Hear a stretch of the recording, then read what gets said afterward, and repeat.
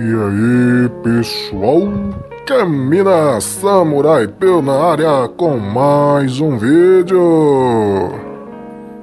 No vídeo de hoje estaremos em mais um Entendendo Personagens, dessa vez com o nosso Android 16 e o valor da batalha. Quem aqui, no caso, teve infância, né?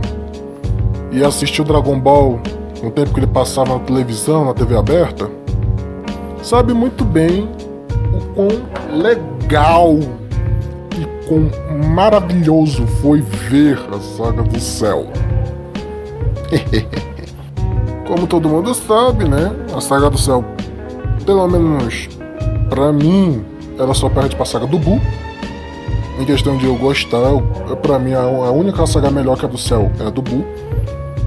Na Saga do Cell a gente tem a introdução de vários personagens que se tornariam recorrentes na série. O 17, 18, tivemos também Dr. Gero, tivemos também a Red Ribbon, a ressurreição da Red Ribbon, uma cacetada de outras coisas.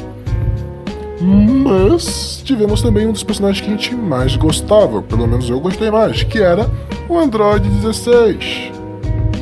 E é interessante a história dele, principalmente sobre o que ele ensina, não só pra gente, mas também pro Gohan. Vamos lá, uma breve história sobre ele. O 16 é baseado no filho morto do Dr. Gero. O Dr. Gero tinha um filho e, bem, ele acabou morrendo em batalha por uma bala perdida inimiga, que acabou matando ele. E o Dr. Gero, tentando de alguma forma trazer o seu filho de volta, desenvolve o Android 16, que, diferente dos outros, é totalmente sintético. O Android 16 não tem limitações humanas. Tanto que, pela questão de força e poder, ele é mais forte do que a 17 e a 18, talvez só perdendo para o Cell. Só que, diferente dos androides, mesmo tendo a programação sim para matar, dar fim no Goku, o Dr. Gero realmente se afeiçoou muito a ele e deu a ele uma personalidade gentil, para que ele não se destruísse em batalha, ele não tentasse, se explodir em batalha, ele não fosse até o fim contra o inimigo. Ele criou ele gentil, com muita gentileza dentro de si. E de todos os androides, até mesmo do Cell, ele foi o que não foi completado. A programação dele ficou, digamos assim, uma parte faltando. A construção dele depois também ficou faltando, tanto é que, pelo menos na Saga do Cell, é dito que ele está incompleto.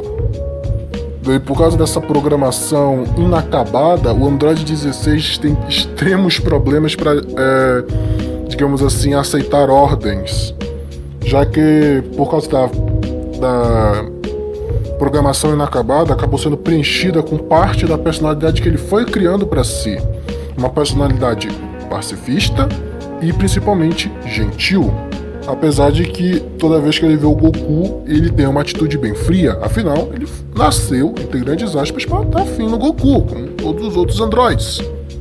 Aí então, né, passa-se o tempo, mesmo que ele fosse desobediente por se parecer e ser criado com base na imagem do filho do Dr. Gero, ele acabou sendo deixado de lado. E na época da Saga Cell, ele não foi ativado. O Doutor optou por não ativar ele acabou sendo ativado, mas não foi por vontade do Doutor. E com isso ele vai, com o passar do tempo, depois que ele sai, em vez de ir direto dar fim no Goku como os outros androides e também dar fim nos Guerreiros Z, o 16 fica por aí, curtindo a vida, a natureza, essas coisas. Mas chega uma hora em que o Cell aparece.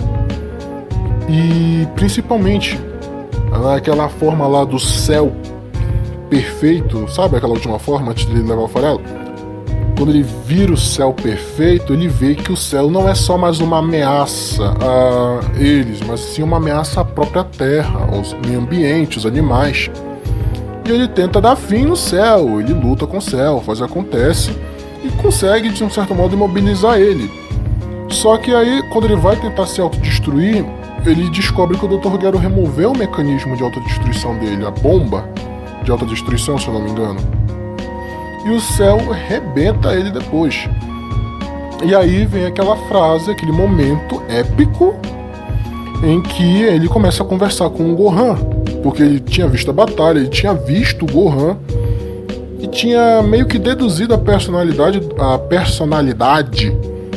do Gohan com base nas ações dele, de como ele interagia com os outros. Ele via que o Gohan era um Saiyajin gentil, ele era alguém que não optava por batalhas, preferia tentar resolver de outra forma, fazer acontecer, mas que estava assim disposto a lutar e dar sua vida para tentar acabar com o mal, mas ele se limitava muito no sentido de que ele tinha muito medo de si mesmo. O Gohan tinha muito medo de si mesmo, do poder que ele tinha, porque tecnicamente falando, o Gohan era para ser mais forte que o Goku, só que por causa da natureza dele e principalmente do modo dele, ele acaba não tendo aquela mesma vontade, aquele mesmo ímpeto Saiyajin que o Gohan e o Vegeta têm. Aí acaba lá que ele soltar a cabeça e ele fala: o discurso lendário. Gohan, vê se você me escuta. Não é pecado lutar pela justiça. Afinal, pelo contrário, é uma boa ação.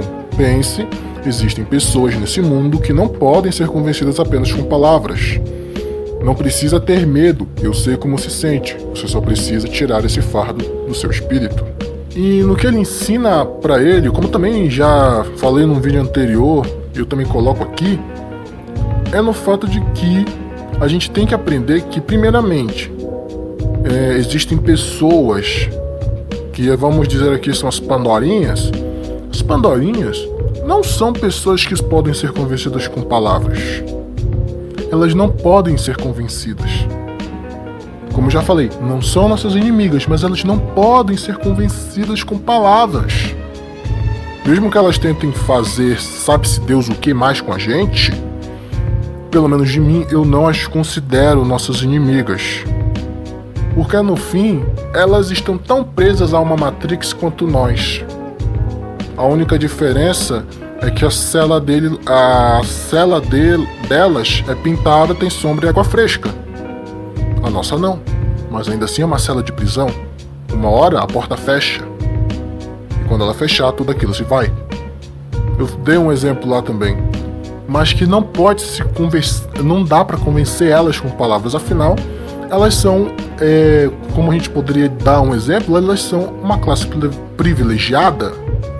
Você já viu alguma classe privilegiada negociar seus privilégios? Nunca.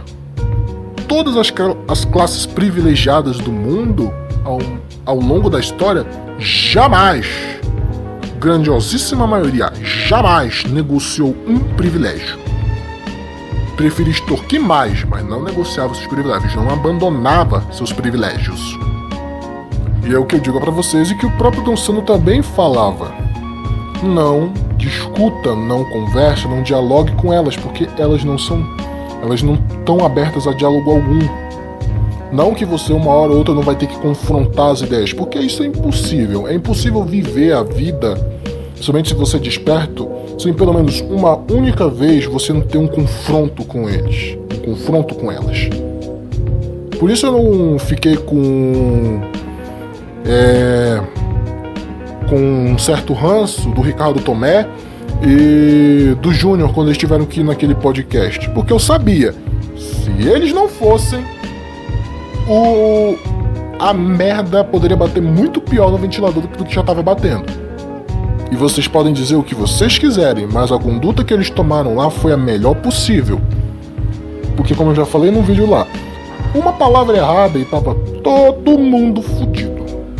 Mas voltando pra cá, não discuta, não dialogue, evite simplesmente, ou sei lá, vá para um outro ponto, ou até mesmo você vai ter que realmente enfrentar como o próprio Don Sando falava, no enfrentamento, eu sou mais do deixa elas se ferrarem mesmo, eu só enfrento se vier me encher o saco, mas por mim, elas que se lasquem.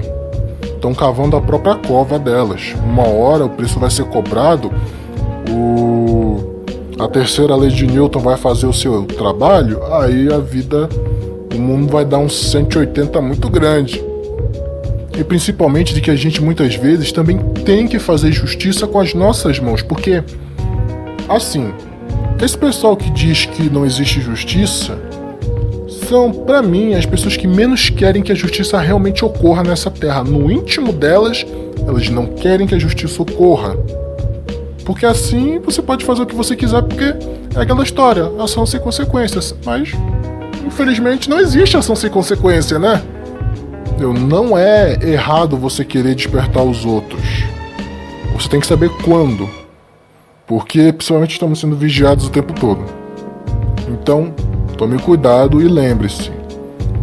Não precisa carregar esse fardo que não é seu. Liberte seu espírito desse fardo.